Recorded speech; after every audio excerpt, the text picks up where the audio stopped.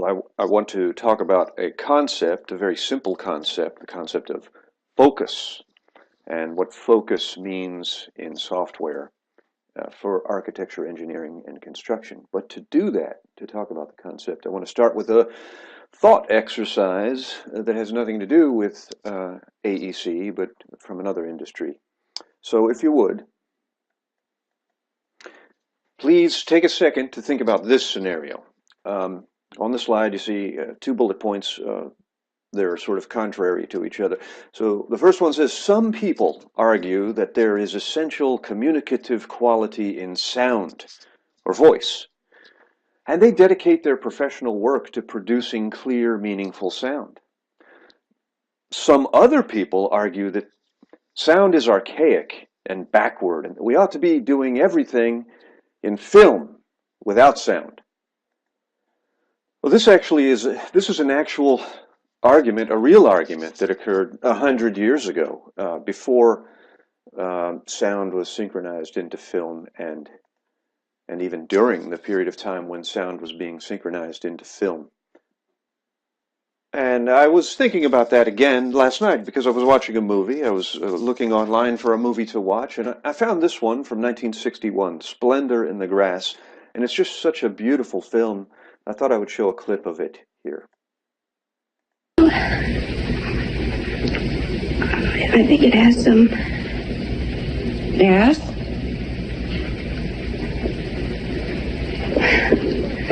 Well, when we're young, we look at things very idealistically, I guess.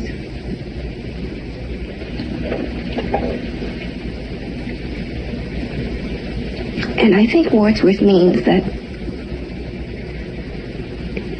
when we grow up,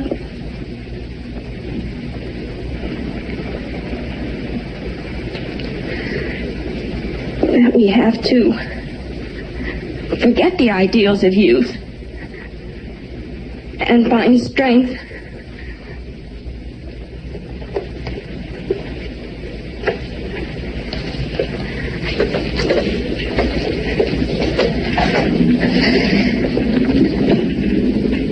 isn't that fair? May I please be?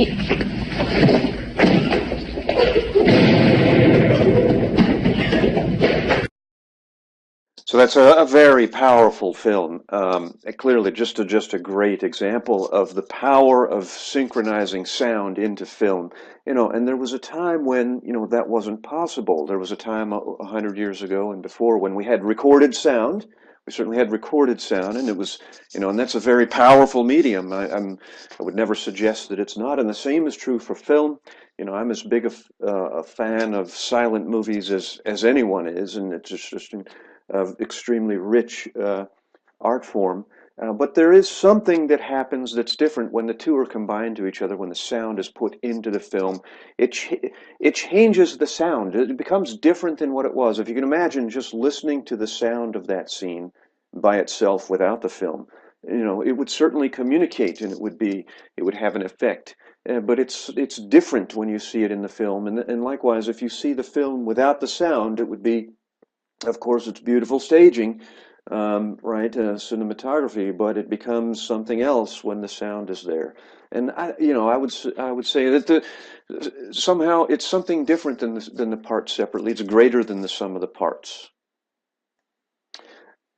And as you'll see as I go on through this presentation, the way I think about things is when I look at film and sound, I think of sound as a kind of focusing, and I think of film as a kind of environment. So here's another environment, the real world. This is me standing on the street corner, looking around. And we can say, as we look around in the real world, we can say, hey, that's like perfect data. Everywhere I look, there's nothing missing. Everywhere I look, the information, the data that should be in the world, it's there. There are no gaps. And a lot of us in AEC have, for a long time, chased that idea, this dream of, we can pursue and arrive at perfect data. And when we get to perfect data, perfect modeling, then we'll have everything we need. But I think the real world says something different uh, because I'll just ask, in the real world, is having perfect data in the environment around us, is it enough? And the answer is, well, it depends on what you want to do. Well, we always want to do something. In this case, what I wanted to do is I want to cross the street. I want to walk across the street, get to the other side alive without getting run over. And in order to do that is having, well, I have perfect data, so perhaps I'll just start walking. Well, clearly there's something else that's needed other than perfect data. So what is that something else that's needed? Well, it's the ability to focus on what matters, right? And this is fundamental, and it's elementary, right? But it makes an important distinction, a distinction between data and focus. Focus is something that we do, right? Focus is a verb, to focus, to bring focus to something. It's our activity of detecting and showing what matters. Focus is something we actively do. Data just exists. Data is an environment. Now, it's a very important environment because it's the place within which we focus and act. This distinction between environment or data and focus, it seems to me, is going to influence software development in AEC and beyond AEC. The future of software is going to come from moving both of these forward. We'll move data environments forward through hybridization, combining and aligning many data types together. This happens today, but we will be doing much more of it.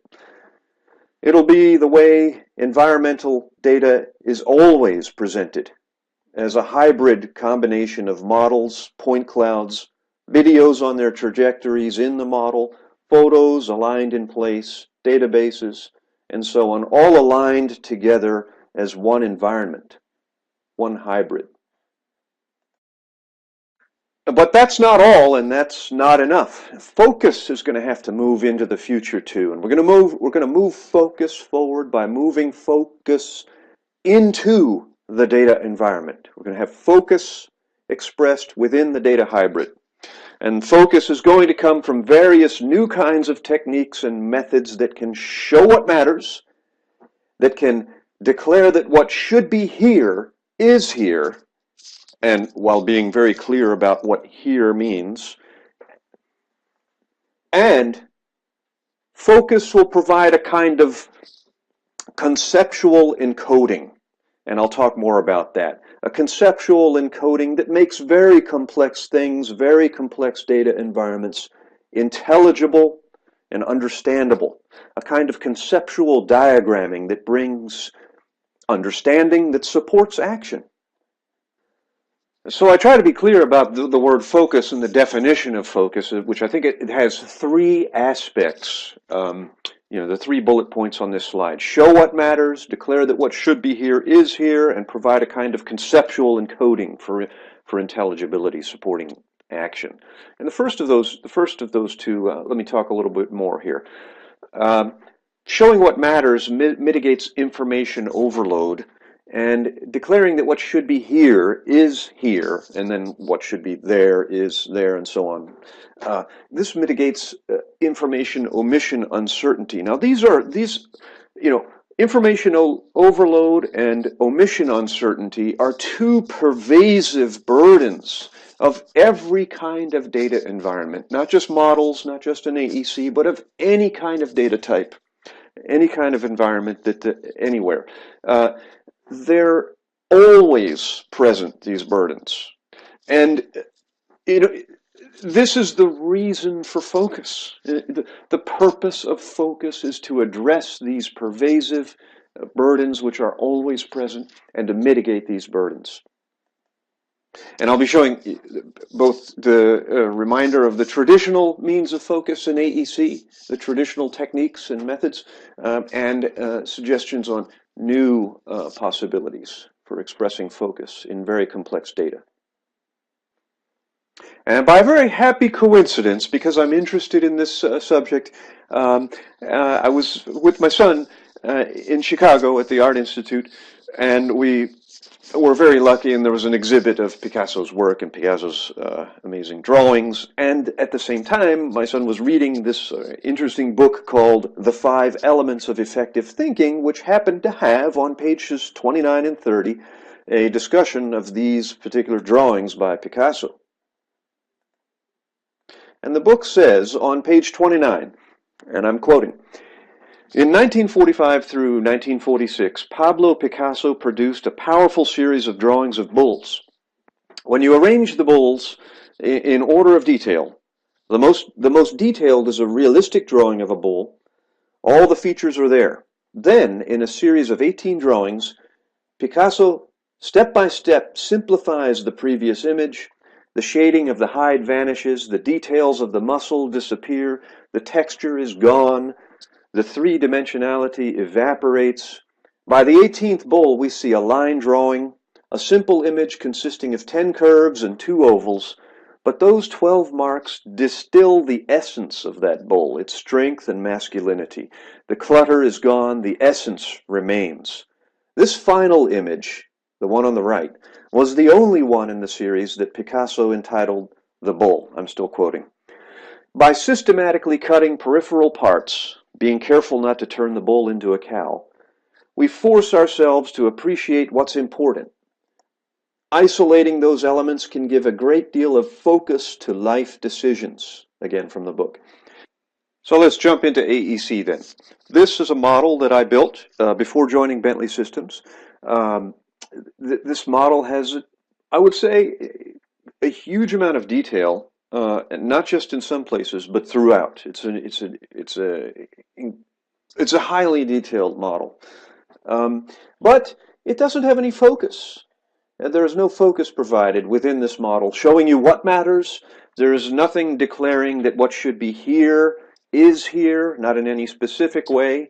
I can't, if I give this model to you and you put it in a viewer and you slice through it and move a clipping plane through it anywhere and you stop at any given place, you have no way of knowing that if you're looking at any given location, that the information that should be there at that location is there. There's no indication of it. And likewise, there's no kind of conceptual encoding that provides the kind of understanding that can support meaningful action, say, on the construction site. And to show you what I mean by that, let me play the video. I'm just showing kind of the amount of detail in this model by turning things off, and then I'm going to zoom into a corner, and at this corner I'm just going to start deleting things, just as a way of showing that, gosh, there's a whole lot of stuff in here. And I mean, it's just everywhere. Pieces of wood studs, blocking, pieces of window framing, glass. I mean, just exterior finish carpentry, steel, right, everything. It's a highly detailed model. And I would say, then, if just looking at that model, looking at it in this way, if I gave you this model and said go, right, would you be able to how would you interpret it to understand these complex assemblies, even though these are, fairly simple, straightforward things, but they're just loaded with so much detail and so much information? How would you sort of get your mind around it in order to figure out, how you're going to build this thing, right? That's not a simple issue, right? And neither are the other two of these three issues. You don't know what matters. You don't know where I've said that what should be there is there. You just assume that I've done a good job, and that you can just assume that anywhere you look that I haven't missed anything. Not yet, that I haven't missed anything that matters, right? Are you going to assume that and just build exactly what I modeled? Yeah, probably not, right? You're going to want some kind of affirmation, right? And this, that's the problem of focus, addressing these pervasive triple burdens: overload, omission uncertainty, and conceptual encoding. Well, How does the AEC industry survive without those? Well, it doesn't survive without those. Focus, affirmation, conceptual encoding, these are expressed in AEC through traditional conventional means. And so I would say for that corner, take a look at this drawing, right? If you look closely at the drawing, um, you can see it displayed in a way that allows your mind to kind of go to work on it. It sort of holds it into the it holds in memory. There's a kind of conceptual encoding in this presentation that allows you to kind of grasp meaning and to start to form understanding in your mind, where you could say, "No, I can sort of grasp this, and I can imagine, the steps I'm going to take to put this together, right?" And you also see that, every one of these drawings is signed and sealed by someone who is affirming and asserting that the information that should be here at these locations is here, right? I've reviewed it and I've made sure that that is the case, and I affirm it. I sign my name to it, right? So these are essential functions. This function of focus, right? And just want to draw attention to the fact that this focusing, the declaration of what matters, the declaration that what should be here is here, and the provision of a conceptual encoding that supports understanding. This focusing is happening outside of the data environment, external to the modeled environment, or external to the hybrid data environment, right? So this is focusing, providing what's needed in AEC, to support understanding and action, construction on the job site, and clarity, and so on. But it's happening outside of the data. And so it's a kind of abstraction. And I say, well, then remember when this happened, right? When that focusing behavior of sound became expressed as it was synchronized into, infused into the environment of film. And if that was possible, then wouldn't it be possible then for us to express the focusing function of drawing inside of our modeled environments today? And the answer is yes, it is possible. And we can express the function of drawing inside of our models. Bentley introduced this capability to do this automatically and comprehensively. Every drawing in the whole project's document set shows up in place in the model, or even inside hybrids of models and point clouds, for example. So now the drawing is, in a very literal way, we've literally taken the drawing and show it automatically in place. If you use the standard process of making models and then using using software to put model views on sheets, and then you embellish those drawings, what you see here happens completely automatically in Bentley software. Each drawing shows itself in situ within the model, within the data, within the hybrid, within the environment of the data.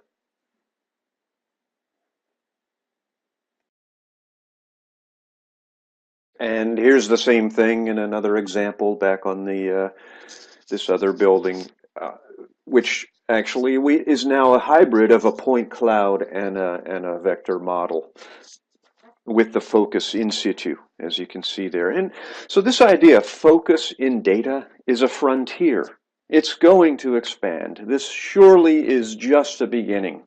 And these demos I'm showing, they're available now in Bentley software.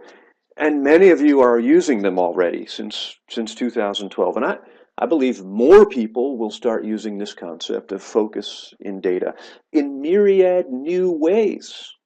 I've seen some examples of doing this kind of thing in new ways that I think are extremely promising and exciting. So there is much more to come. And I'd like to show some examples we're working on to make use of focus in other ways, in In some cases using old, very old techniques, but applied in new ways. Okay, so one thing is, if you have modeled environments of models and point clouds, and you have focus already working in those environments, as many of you do now, then that focusing should continue to operate if photography is present. Like, you know, then this is a simple mock-up. And if, I'll play it again.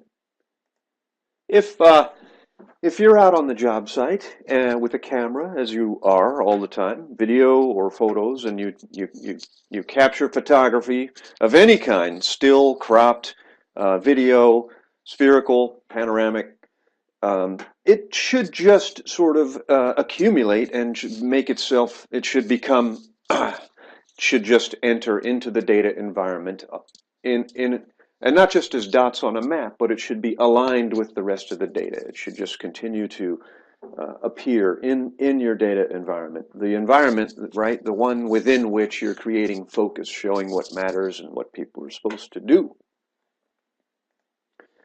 This example shows a couple of new things. We've hybridized a bunch of data together, including ground penetrating radar, GPR scans. So they roll a device over the road on a grid, 1 meter apart in each direction, I think. And they have a series of images. That's what these colored bands are, which you'll see as I show those. So those are hybridized together with a laser scanned point cloud of the whole area, some schematic vector models of the buildings, and a detailed underground pipes model for utilities. So please notice that the GPR images show up in place because of this function of bringing drawings into the hybrid automatically. So each drawing has a GPR image on it. And I'll play it again. You know, and that's pretty powerful. The whole place becomes a kind of a powerful place to think. Yeah, because you can see the relationships between many different data types. So it makes a really rich environment. But then I have to say again, well, so what? Right? Or to put it another way, so what matters? What matters in this environment? And what am I supposed to look at? What's affirmed? What am I supposed to do? Right. So I wanted to show an example of like this. I want to show someone where to dig a hole, right? Dig a hole here. Make it this deep. This deep, right? When you get the hole, look in the hole for pipes that should be near here. And when you jump down in the hole, then inspect and repair the pipes as necessary. Right, so here, you know, just showing a very simple technique of expressing focus on what matters and doing that expression of focus, doing the focusing in the data, showing someone, in this case, a very simple thing. I'd like you to please dig a hole here, this deep, look in the hole for pipes, and inspect and repair the pipes. So it's a right, and I think when you express it, we could express that externally in a set of sketches and drawings, but when we express it in here, when you have the tools to show it in here, then it's more powerful, it's more effective, and after all, we have these very rich data environments these days, so we should express the focus in the data, and we can do so. And this gets to the point of what matters in AEC. So this is a diagram that I made. This is not the diagram that we so often see, we have seen for many years about AEC software, but this is simpler. This graph just shows in the most simple terms possible what happens through the phases of AEC, design, construction, and operations. So fundamentally what happens is that there is the proposed reality, which is the blue curve, and during design it starts out a little wobbly while you're figuring out what the design is, and then it kind of stabilizes into a proposal of the way things should be. So if you're in a green field or a brown field, you know, you have the actual reality, which is the red curve, and it's different than what you're proposing should be, and what should be built, and you know the site will be different after construction is complete. Of course, the graph is super simplified or oversimplified. The blue curve can shift, it can bend, and it loops itself back to the beginning also too. But this is a simplification.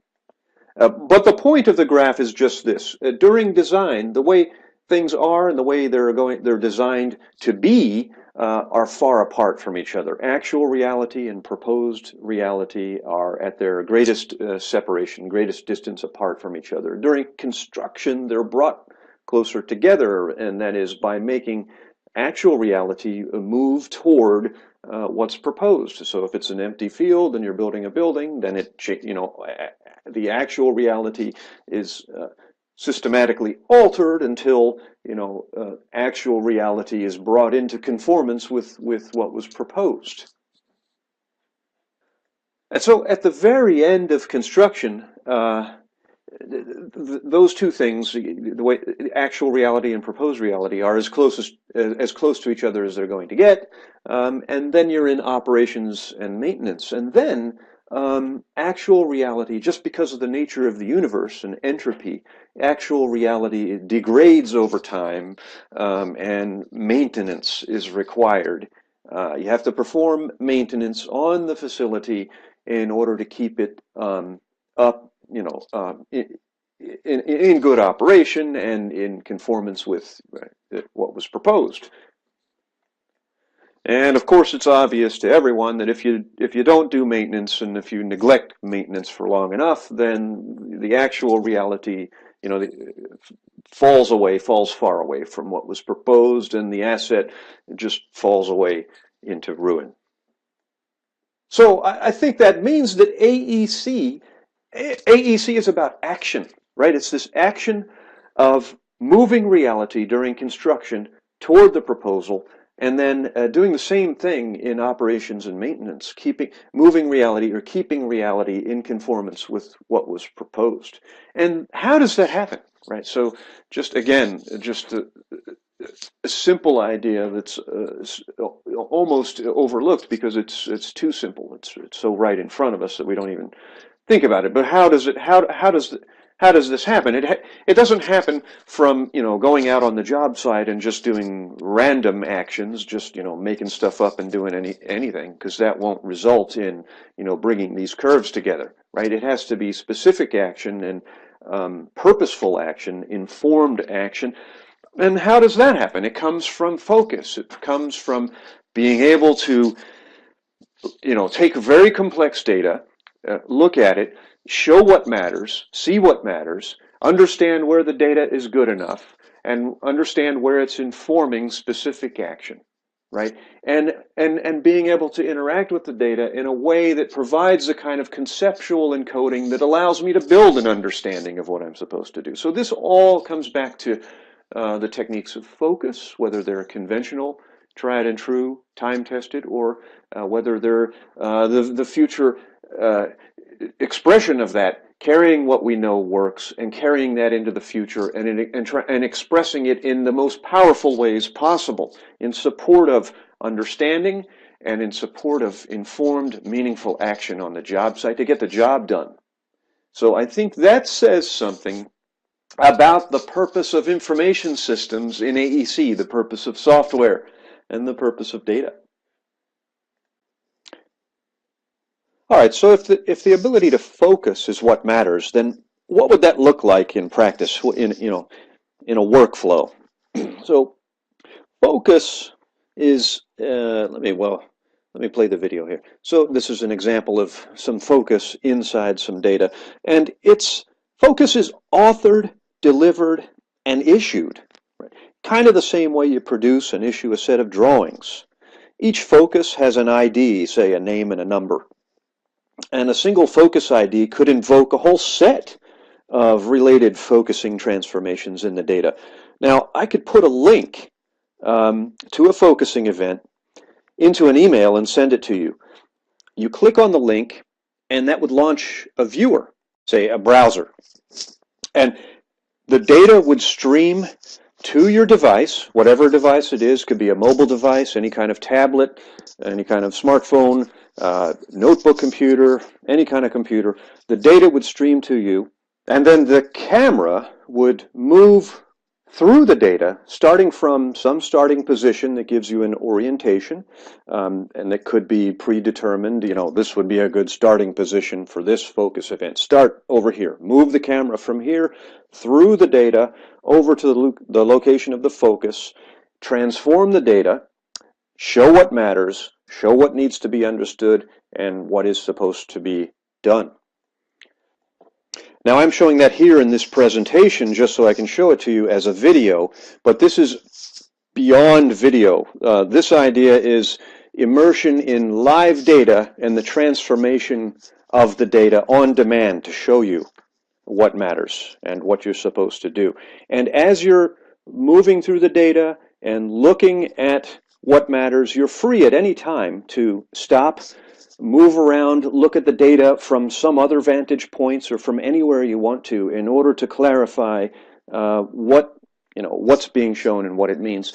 And you can also, as you're moving around, you're free to at any time look all around and encounter other focusing events which may be marked and maybe nearby, and click on those, move to those positions, and see what's being shown there. And that kind of interaction in the data, with focus in the data and free movement through it from one focus to the next, that can happen, just by sort of moving yourself around. It can be a free movement, but it can also be given to you beforehand in a link, in an email. Here's a link in an email, takes you through the data to a focus, or it could be not just one link, but it could be a list of links, right? So you could, click on one link and then the next and the next and move yourself through the data from one focus to the next. And in a way, that kind of idea of moving from one, focus event to the next through a project it's not unlike, it's kind of analogous to issuing a set of drawings, which after all is a kind of a list. In fact, a list of focusing events. Now, at some point while you're doing this, you might say something like, I think I've got a problem, and I'm going to mark it up. So why not? And if you happen to be marking up against what you see here within a focusing event, which is happening inside the data, so you're marking up inside an event, inside the data, then that markup becomes a part of that focus event, which could be, then it can be seen by others when they invoke the event, either by free navigation or, bumping into it, or, having received a link to this event. And maybe you want to elaborate that markup with some social media discussion right there, right here in this box. Again, right in the focus event, right in the data. So you could say, hey, we've got a problem with this pipe here. This part, looking at this, I can see a potential problem, and so on and so on, and a discussion would follow there, again, as part of this focusing event. Now, you look at the social media box there, that's me and my friend talking about a movie, but I clipped it in there, but we could be talking about that pipe as well. So if you're interesting thing about that aspect is that it's bidirectional. And if you're looking at this from Facebook itself or from a Yammer group, right? If you're not in the data environment, not in the media, but you're looking at a typical Facebook or Yammer page discussion, there could be a link to this markup and to this, or to this focus event in the data, right in the Yammer discussion or the Facebook discussion. So we're having a discussion about something, I see a link, I click on the link, a viewer opens, maybe it's my browser, whatever it is, the data streams to the viewer, the camera moves through the data over to the focus event, the event is evoked, the data is transformed, I see what's going on, I see what you want me to see, I see what I'm supposed to understand and do, I see that you marked it up, and I see that you started a discussion about it. So we get to the data and the event from a link in the social media. But this could work in the other direction too. We could be in the data already just because we're there in our tablets or on our notebooks or whatever. We happen to be near this, and we come over to this area. We see there's a hole. We see somebody made a focusing event here. We click on its marker. The data is transformed. We see what we're supposed to see, and so on. We see there's a markup, and we see the markup includes social media. We click on the button for social media, then we have the discussion. And so it just seems like it's a good kind of a connectivity, bringing a lot of things together, helping people understand what's going on and helping people see and communicate. So what about RFIs? What if it could be, what if all of that activity could become part of an RFI? Well, what's an RFI? Request for information, right? And here's a picture of a typical RFI, and what's typical about it is that, number one, it asks a question, and number two, it refers to drawings, right? So I highlighted the references to drawings, so it says there, sheet 59 and sheet something else, and so on and so on. So it asks a question, it's addressed to somebody at a firm, and it's from somebody, at another firm, typically. And, one person asking another, hey, I need some clarification on this or that doesn't make sense, or this could be a problem, and, please refer to these drawings and please clarify, and so on. And so it would be nice, and I can't see any reason why it couldn't be the case, that these references to drawings, which I highlighted in yellow, they could just be links to focusing events inside the data, where the data is transformed and where there may be markups present and other discussion as well. And if that were the case, then it just seems like, again, it would just certainly be a useful communication tool. Right, if I'm the person who receives the RFI, I can read the question, I can click on the links, I can see what's going on, I can jump into the social discussion, I can read what was said before and who was involved and what their thoughts were, and I can really get a comprehensive view of the situation. And then I can contribute to that view and respond to the RFI and do so clearly. So here's another example. This one's for railway work. And let's say I get a work package that has to do with digging boreholes along the track for some overhead line structure, new towers. So the package includes a link that I click on. Of course, it would be a whole set of links and a whole set of focus events, but the link invokes the focus in the data. Right, and here I go, I move through the data, I get to the place of the focus. Here I'm pausing just to look around. This location actually includes photography, which happens to be spherical, panoramic photography. So I'm just looking around just to orient myself and say, yes, I know this location. Okay, I'm familiar, I know where I am. Okay, so there's the event down there. So let's continue. And let's say the link, then transforms the data like this, and then I can, it actually moves the camera closer so I can get a better view of what's going on.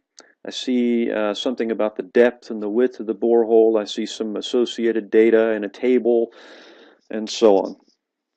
I get closer to it, and I'm actually, let's say this is not enough information, or I don't quite understand, so now I'm going to mark it up.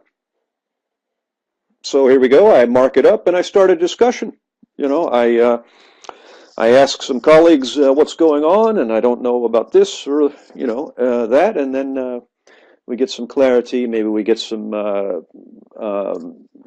further editing on this particular focus event. The author works on it some more, provides the information that I need, or refers me to some other focus, that has the answer that I need and helps me understand what I'm doing. So the data alone And I'm near the end of the presentation now. So just in summary, the data alone clearly is just not enough, even if it's perfect data, right? Perfect data, you know, like the real world is perfect data. And if I'm crossing the street, just having perfect data is not enough. I need the ability to focus on what matters for whatever it is I'm trying to do. So I need, and the future of software is new kinds of hybridized data environments that bring a lot of different data types together for kind of a mutual, it just makes it just a much richer environment of data. The possibilities are tremendous. And then within that hybrid data environment, then to express focus, showing what matters, showing what's affirmed, where the data is good enough, providing the kind of conceptual encoding that helps us interpret and understand what we're supposed to do. And doing this inside the data in straightforward ways that we've already begun to do that are almost literal extensions of what's always been done in the past in the form of conventional drawing, right? And doing that and then thinking ahead to myriad new ways, new kinds of focus, new techniques, new methods in digital environments with new kinds of digital illustrations and new transformations of data. You know, working with data in new ways to provide the focus to help people see what they're doing. So far in all of this, and I have one more section to talk about, but so far I've kind of focused, well, I've been focusing on focus, but I've been focusing on focus as you relate to it during construction and operations, say. I've given a few examples of that. And, you know, as you author those focusing events during design, say the late stages of design in order to communicate after design. And I wanted to talk for a second about the role of focus in very early stages of design.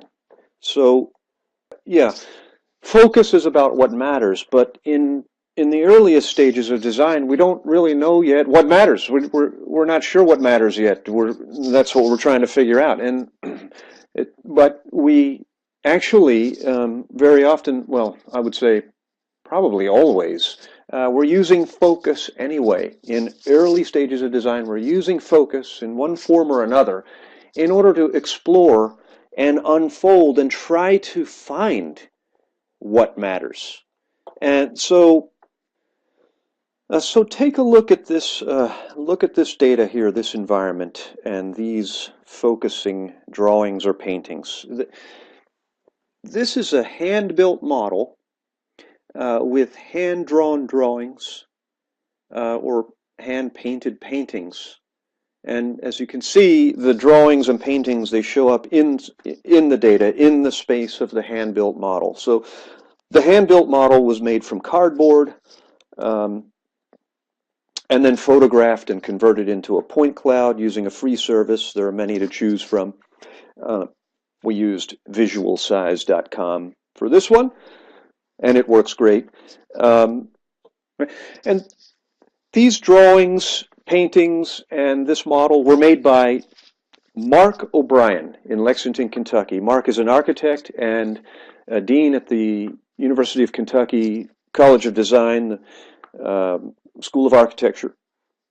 And this is his work, and this is his process.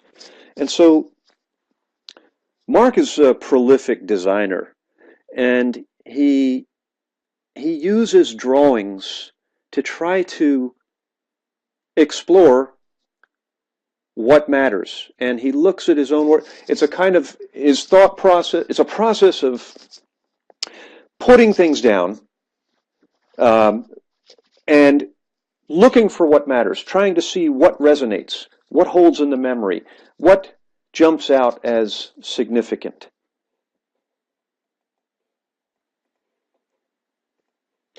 And this is not known beforehand. The answer is not predetermined. This is the purpose of doing the paintings, doing the drawings. It's to try to unfold one's own ideas and see what they are and see where they lead, see where they go. See how that what aspects of them inspire us to continue thinking about the project, to continue thinking about what these paintings mean and what this model means, and how to further develop the model, the project, the ideas, the architecture. And we just have the sense that when these paintings and drawings and models come together in the same space, like we're showing here, that it just brings a possibility of seeing your own thoughts and seeing your own work in a new way, and seeing a relationship between things, and it just brings the possibility of seeing new relationships and finding, maybe increases the probability of finding that inspiration that you're looking for when you can see all of this together. So Mark talks about his process, and this is his work, and he talks about it much more eloquently than I can. But the good news is, although he's not here, he and I and another co-author together co-authored a paper on this work, and we presented that in October of this year in Atlanta at the Design Communication Association conference. And great experience, and the paper is available online if you're interested.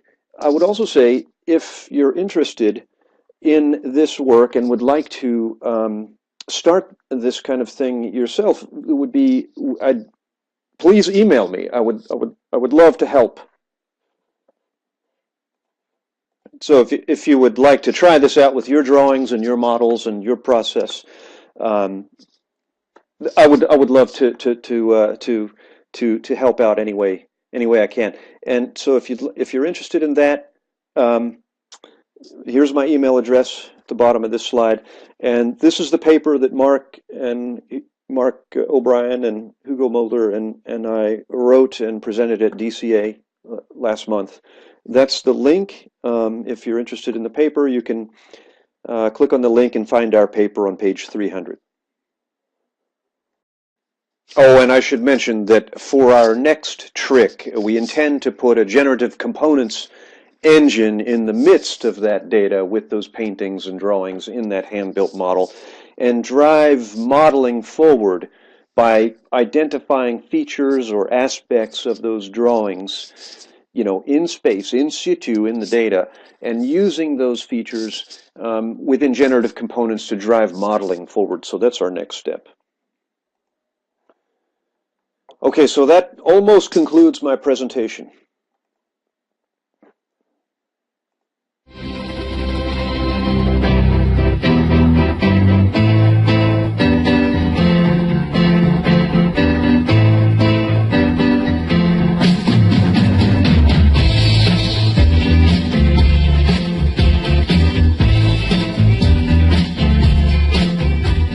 Yeah, so you need more ELO in your life, and you need more focus in your life too, and more focus in your data.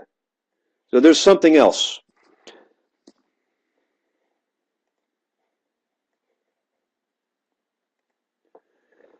There's something else in addition to the obvious benefits of being better able to understand your data and make sense of it and communicate and know what to do, right? And support informed action on the job site and unfold ideas during design and so on. There is something else, it seems to me. Let's look forward a little bit further. Let's say that we live in a world where this is just commonplace and goes beyond this. There are lots of different focusing devices operating and being exercised, authored, issued, delivered, used, marked up, discussed, and so on. And it's all happening in the data. So you have this rich hybrid environment of many data types, overlapping video, photos, models, point clouds, databases, with all of these focusing interactions. This is a well-exercised information environment, a well-exercised information system. And I just have this belief, or this hunch, I guess, that in that kind of a situation, what's going on is that you're creating, through this exercise, through this creation and use of focus of different types, you're creating cross-data correlations, right? You're creating correlations between and across various different data types and features and identifiable aspects within different kinds of data. And you're creating a sort of a super rich network of correlated or potentially correlated information. And I just have to believe that this has got to do something. This has got to be some kind of advantage in the future when you're talking about information systems that provide a really rich data mining environment, really open-ended data mining, knowledge discovery, and even the ability to sort of get an information system to respond to questions that don't even have predefined answers, right? And this is a big area in computing these days, and you've seen things about that. And I think there's the potential here to extend the scope of that across a lot of different data types. All right, so, just thank you very much for your endurance and if you've made it this far through this lengthy presentation, I can't thank you enough. I'll spin through a few images here of my prior life where I worked on a lot of projects building just a lot of models to a very high level of detail and so on. And as you can see, we were driving drawings, we've been doing that for 20 years, using these kinds of models to drive sets of construction drawings and using them for other purposes and trying to, look at things. And these are beautiful, if I don't say so myself. I was a team member, and but I think they speak for themselves. But one of the things they say is they're not enough.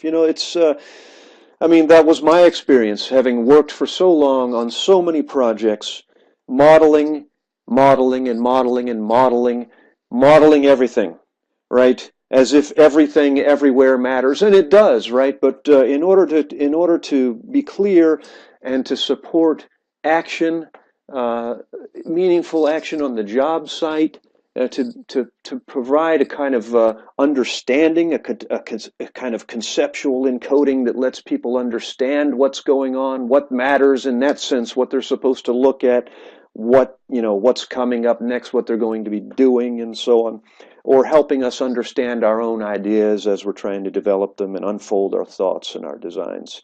There's a lot of space left for innovation, right? What I'm showing here is just not enough. In fact, it's barely scratching the surface, and we understand the fundamental need for focus, and we understand that the kind of exploding richness of data environments, and we understand that there's practically an unlimited possibility for the expression of focus in many new kinds of ways inside these environments. So I think it's an exciting time to be working on this. So thank you.